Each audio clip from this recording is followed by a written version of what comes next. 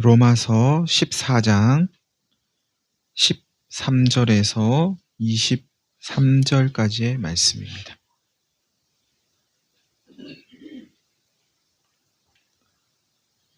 제가 봉독하겠습니다. 그런즉 우리가 다시는 서로 비판하지 말고 도리어 부딪힐 것이나 거칠 것을 형제 앞에 두지 아니하도록 주의하라. 내가 주 예수 안에서 알고 확신하노니 무엇이든지 스스로 속된 것이 없으되 다만 속되게 여기는 그 사람에게는 속되니라. 만일 음식으로 말미암아 내 형제가 근심하게 되면 이는 내가 사랑으로 행하지 아니함이라. 그리스도께서 대신하여 죽으신 형제를 내 음식으로 망하게 하지 말라. 그러므로 너희의 선한 것이 비방을 받지 않게 하라. 하나님의 나라는 먹는 것과 마시는 것이 아니요 오직 성령 안에 있는 의와 평강과 희락이라. 이로써 그리스도를 섬기는 자는 하나님을 기쁘시게 하며 사람에게도 칭찬을 받느니라. 그러므로 우리가 화평의 일과 서로 덕을 세우는 일을 힘쓰나니 음식으로 말미암아 하나님의 사업을 무너지게 하지 말라. 만물이 다 깨끗하되 거리낌으로 먹는 사람에게는 악한 것이라. 고기도 먹지 아니하고 포도주도 마시지 아니하고 무엇이든지 내 형제로 거리끼게 하는 일을 아니함이 아름다우니라. 내게 있는 믿음을 하나님 앞에서 스스로 가지고 있으라.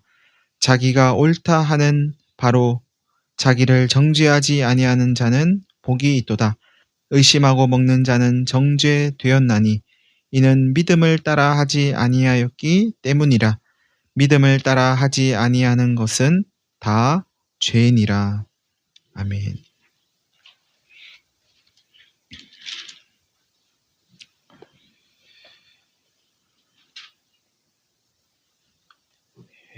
그런즉 우리가 다시는 서로 비판하지 맙시다 하면서 오늘 본문이 시작합니다. 믿음이 강한 자는 믿음이 연약한 자를 비판하지 말라고 했던 로마서 14장 1절 말씀에 쐐기를 박는 그런 말씀입니다. 비판이라는 것이 믿음이 강한 자가 믿음이 약한 자를 향해서 할 수 있는 그런 행위 같지만 믿음이 약한 자라도 믿음이 강한 자를 비판할 수 있겠죠. 비판할 수 없을까요? 비판할 수 있을 거예요. 한번 시작된 비판은 끝이 없기에 믿음이 약한 자든지 믿음이 강한 자든지 서로 비판하지 말랍니다. 그러면서 부딪힐 것이나 거칠 것을 형제 앞에 두지 않도록 주의하랍니다. 형제에게 비판할 거리를 제공하지 말라는 건데요. 특별히 믿음이 강한 사람이 자신의 믿음을 앞세우면서 하게 되는 어떤 행위가 자신도 모르는 사이에 믿음이 연약한 자들에게 거칠 것이 될 수 있답니다. 그래서 주의하랍니다. 믿음이 강한 자가 무심코 하는 자기의 습관을 따라서 나는 늘 그래 왔으니까 그냥 그 어떤 행동을 했는데 그게 믿음이 연약한 자에게는 받아들이기 어려운 게 될 수 있고 실족하게 되는 일이 된다는 거죠. 특별한 일을 내가 저 믿음이 연약한 사람 실족하게 만들어야지 이러고 한 게 아니래요. 그냥 한 거예요. 이 사람은 늘 하던 대로 늘 먹던 대로 고기를 먹었을 뿐인데 채소만 먹는 사람에게는 저 사람 믿음이 있다고 하면서 고기를 먹네. 고기 먹는 걸 보니 믿음이 없나 봐. 아니 믿음 있는 사람이 어떻게 고기를 먹을 수가 있지? 이렇게 된다는 거죠. 그렇기에 믿음이 강한 사람은 믿음이 약한 사람을 늘 염두에 두랍니다. 무슨 말을 할 때나 어떤 행동을 할 때 믿음이 연약한 자의 입장을 고려하랍니다. 그렇지 않으면 부딪히고 거칠 것을 형제 앞에 두는 것이 될 수 있답니다. 그렇게 힘들게 살아야 되나? 내가 그렇게 눈치를 보면서 살아야 되나? 먹고 싶은 거 못 먹고 하고 싶은 거 못 하고 그렇게 조심하면서 살아야 되는 건가? 그런 의문이 혹 생기실지도 모르겠는데요. 오늘 본문은 조심하면서 살아랍니다. 믿음이 약한 사람을 배려하랍니다. 이것이 그리스도의 사랑을 입은 그리스도인의 삶이어야 한다고 오늘 본문은 말씀합니다. 그러면서 본문은 앞에서 다뤘던 음식 문제를 다시 언급합니다. 그 내용을 정리하면 이렇습니다. 어떤 음식을 먹어도 되는가, 되지 않는가의 문제는 음식 자체에 의해 결정되는 것이 아니고 이 음식 자체가 먹어도 되는 음식이 있고 먹으면 안 되는 음식이 정해져 있는 게 아니라는 거죠. 정해져 있는 게 아니고 모든 음식은 다 먹어도 되는 건데 단지 음식을 먹는 사람에 따라서 이거는 먹어도 되는 음식, 이거는 먹으면 안 되는 음식 이게 달려 있다는 거죠. 그 사람에 따라서라고 할 때는 그 사람의 믿음에 따라서라는 말입니다. 나의 믿음은 채소만 먹어야 되는 믿음이야. 하나님은 우리에게 채소를 주셨어. 내 믿음은 고기도 먹어도 되는 믿음이야. 하나님은 우리에게 고기 먹어도 된다고 하셨어. 이렇게 그 사람의 믿음에 따라서 달라지는 것이지 고기나 채소나 그것 자체에 먹어도 되고 먹으면 안 되는 그런 게 정해져 있는 게 아니라는 겁니다. 속된 음식이 따로 정해져 있는 것은 아니지만 속되게 여기는 사람에게는 속되답니다. 이게 그 말인 거죠. 그러니까 믿음에 따라서 내가 이거는 속되다고 여기면 돼지고기는 속된 거야. 이러면은 이제 속되게 되는 거예요. 아니야, 다 먹어도 돼. 이러면은 안 속된 거죠. 그러니 속되게 여기는 사람 앞에서는 그를 위해 먹지 마십시오. 그것이 그리스도의 사랑입니다. 당신이 선한 믿음의 양심을 따라 음식을 먹었다 해도 아무런 거리낌 없이 이거 하나님이 다 주신 거니까 먹어도 되지 하고 먹었다는 거예요. 아무런 거리낌이 없어요. 그래도 그것이 내 앞에 있는 형제를 시험에 들게 한다면 먹지 않는 것이 좋습니다. 형제를 근심하게 하면서까지 당신이 그것을 먹을 필요가 있겠습니까? 저 사람 근심하게 하면 먹지 말아요. 안 보는 데서 먹든지 집에 혼자 가서 먹든지 그러라는 거죠.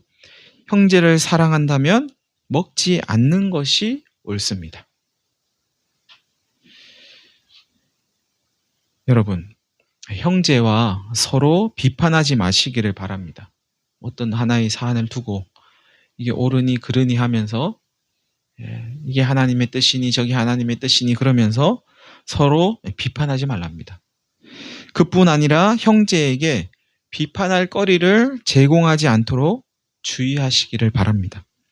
비판할 거리를 제공하면서 저 사람이 나를 비판한다고 말하는 것은 옳지 않은 거죠. 내가 제공을 해놓고 비판하네 이러면 안 된다는 거예요. 사실 내가 한 그 일은 전혀 비판받을 일이 아닐 수 있어요. 이미 앞에서 말씀드렸던 것처럼 나는 고기 먹는데 아무런 거리낌 없이 먹었는데, 그죠? 이건 전혀 비판받을 일이 아닌 거죠. 그런데 누군가는 비판을 하는 거예요. 그 사람의 믿음 때문에. 단지 그 사람의 믿음 때문에 그 사람이 못 받아들여서 내가 비판을 받는 거죠. 어쩌면 좀 억울할 수도 있어요. 그죠? 그거를 받을 만한 사람 앞에서는 내가 고기를 먹어도 아무런 비판받을 거리가 안 되는데 누구 앞에서는 이게 비판받을 거리가 된다니 뭐 이런 일이 다 있나 싶기도 한데, 그럼에도 불구하고 오늘 말씀은 믿음이 연약한 그 사람이 그런 비판을 하지 않도록 비판할 거리를 제공하지 말랍니다. 그의 믿음이 성장해서 받아들일 수 있을 때까지 기다려주랍니다. 이것이 오늘 본문의 가르침입니다. 비판할 거리를 제공하지 않기 위해서 주의하시는 저와 여러분이 되시기를 바랍니다. 이어지는 본문은 우리가 궁극적으로 관심을 가져야 할 영역이 어디인가를 상기시켜 줍니다. 그것은 다름 아닌 하나님 나라입니다. 우리가 관심을 기울여야 할 것은 하나님 나라인데, 하나님 나라는 더 좋은 걸 먹고 더 좋은 것을 마시는 곳이 아니랍니다. 뭘 먹느냐 먹지 않느냐의 문제로 결정나는 그런 곳이 아니랍니다. 하나님 나라는 의와 평강과 희락이 있는 곳이랍니다. 그러니까 먹어도 되냐 먹으면 안 되냐로 싸우다가 하나님 나라 잃어버리지 말라는 이야기이기도 합니다. 좋은 것 먹고 마셔도 의와 평강과 희락을 누리지 못할 수도 있다는 이야기이기도 합니다. 의와 평강과 희락은 먹고 마시는 것과는 비교되지 않는, 좋은 것 먹고 좋은 것 마시는 것과는 비교되지 않는 또 다른 맛이 있답니다. 그게 어떤 맛이냐 하면 하나님 나라 맛이랍니다.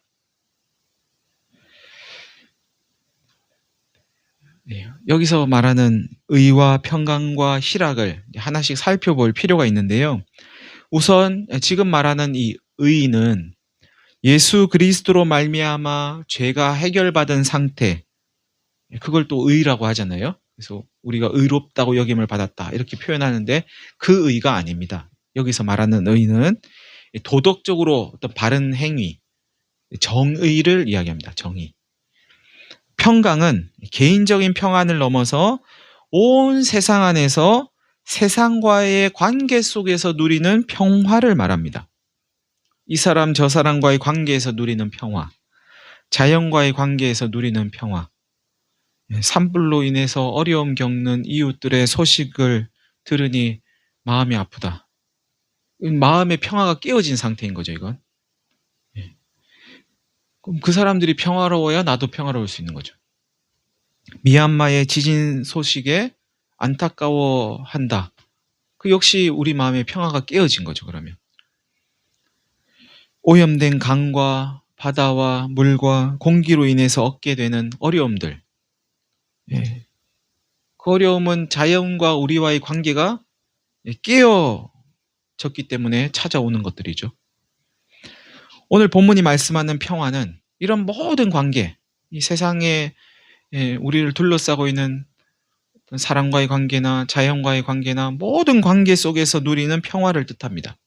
이런 평화를 히브리어로 샬롬이라고 합니다.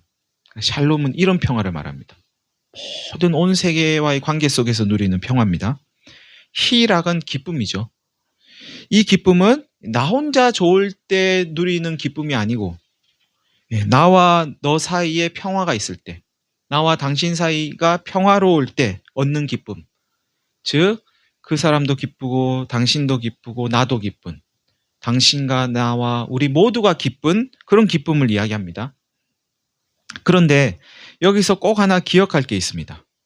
하나님 나라에서 누리는 이 정의와 평강과 희락은 각각 따로 일어나는 게 아니고 이게 순차적으로 일어난다는 사실입니다. 다시 말하면 정의는 없는데 평강과 희락이 있다. 그런 건 없다는 거예요.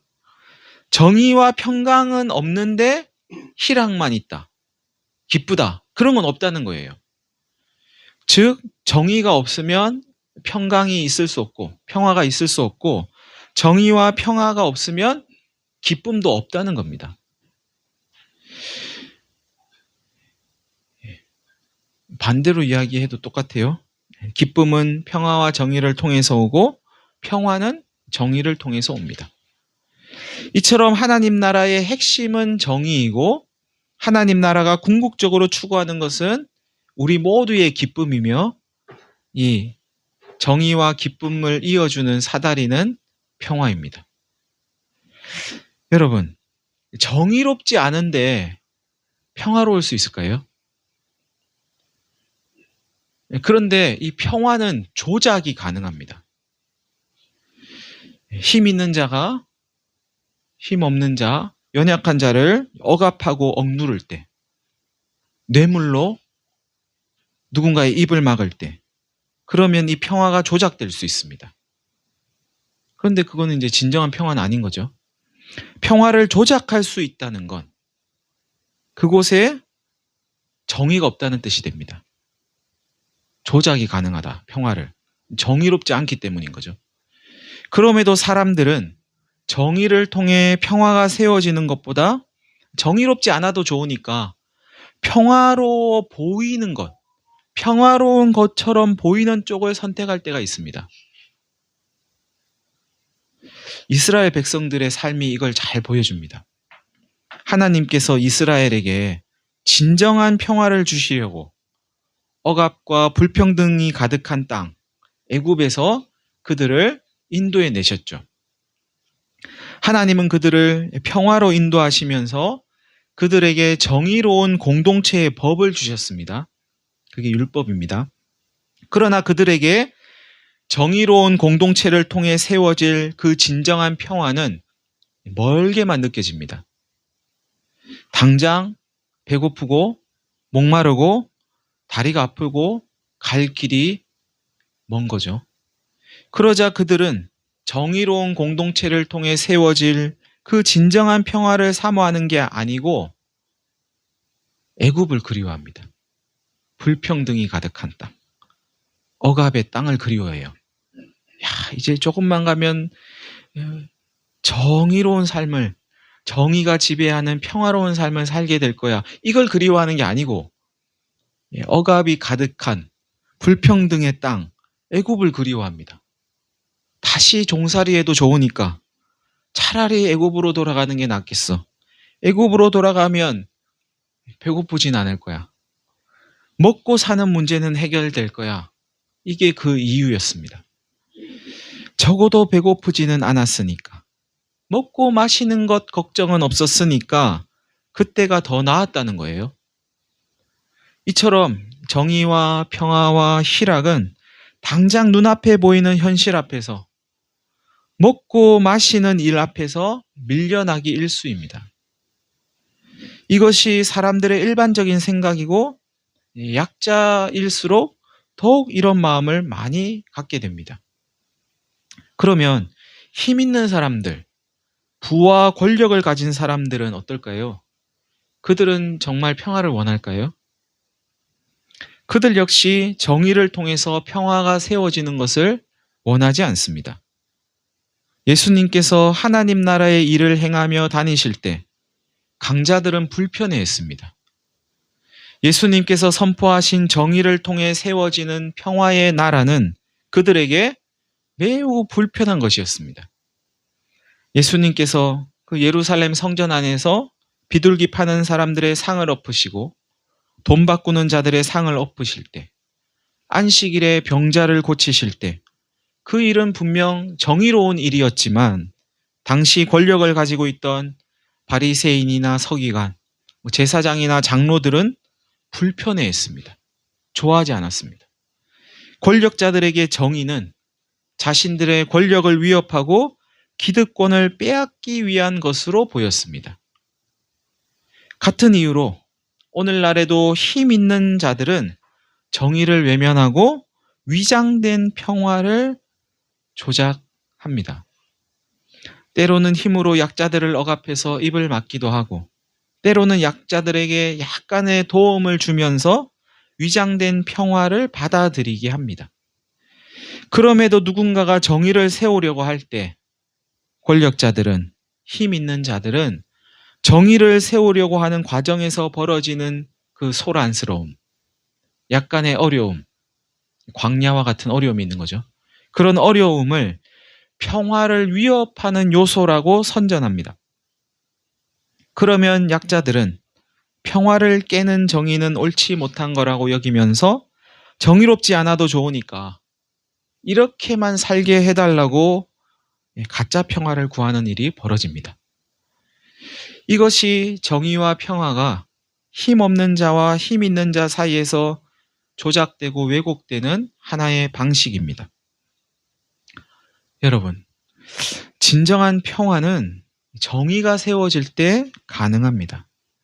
그렇지 않은 평화는 모두 조작된 평화이고 왜곡된 평화이며 가짜 평화입니다.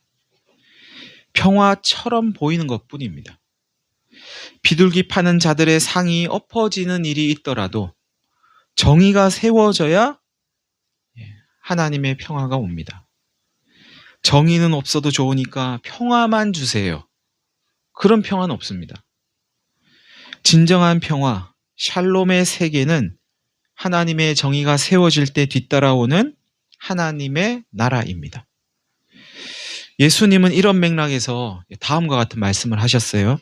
마가복음 10장에 있는데요.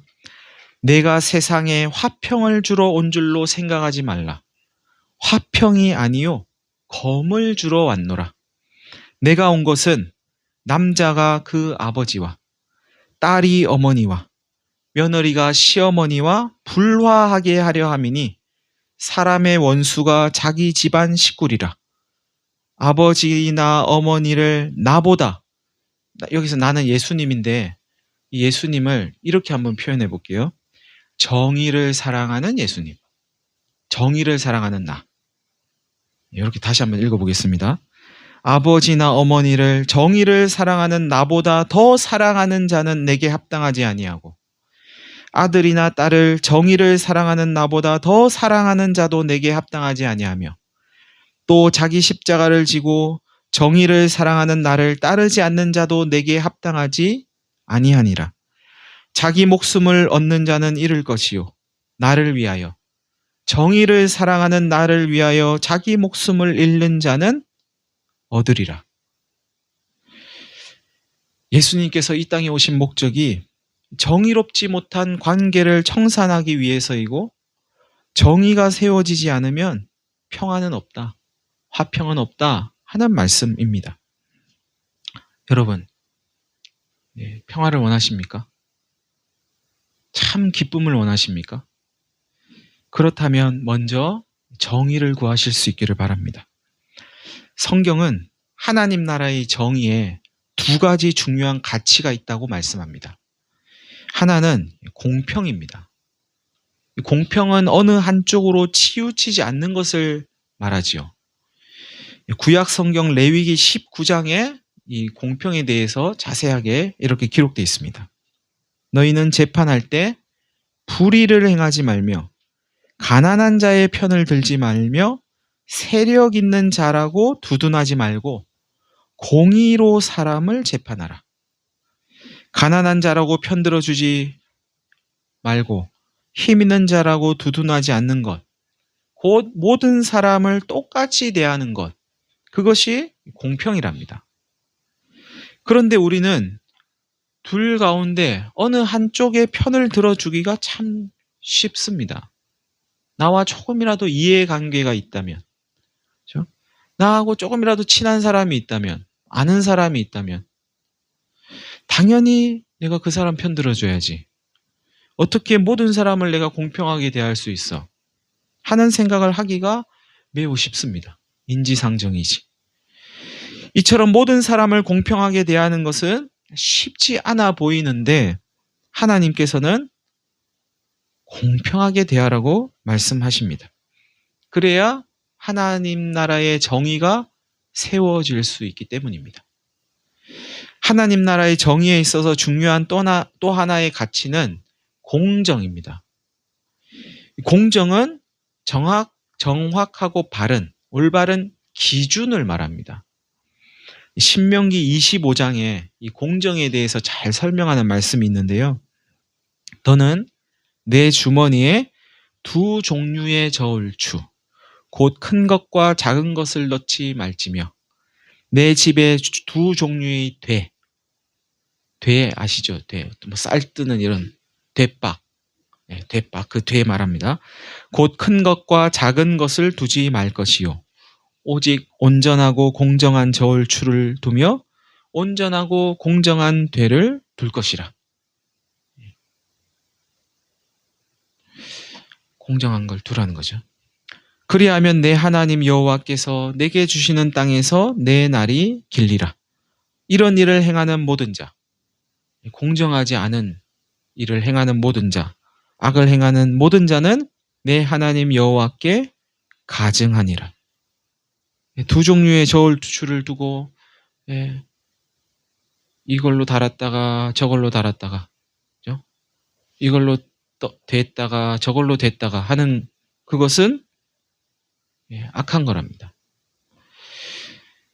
그렇게 하지 않는 것, 온전하고 공정한 추를 두는 것, 곧 기준이 일관되고 바른 것, 이것이 공정이랍니다.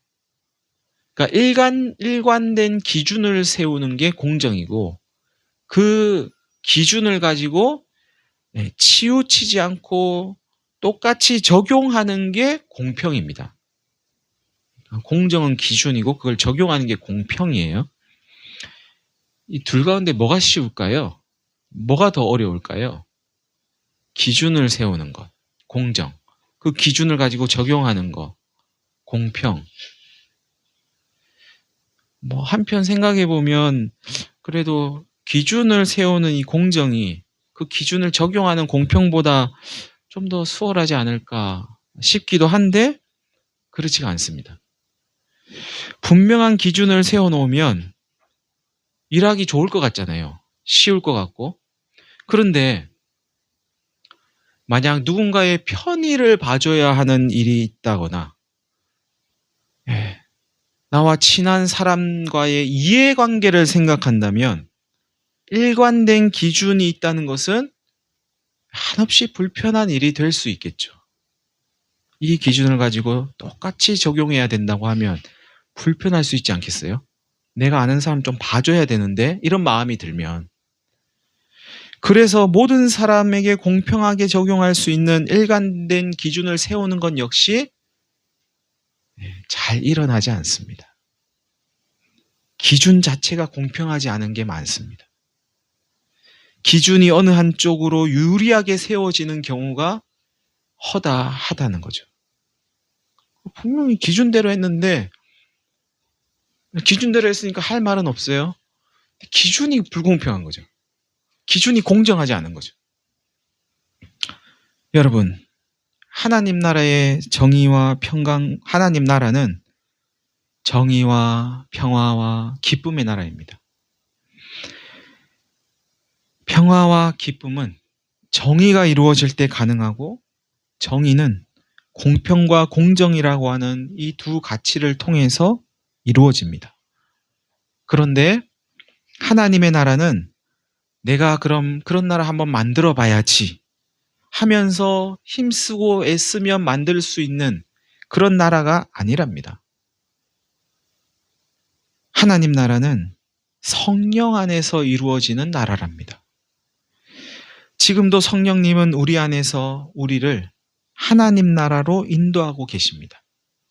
다시 말하면 성령님은 자신이 원하는 삶을 살기 위해 하나님을 이용하려고 하는 자리에서 우리를 끌어내시면서 공정과 공평을 싫어하고 내 이해관계에 따라서 살아가려고 하는 그 자리에서 우리를 끌어내리시면서 끝내 우리를 하나님 나라로 인도하신답니다.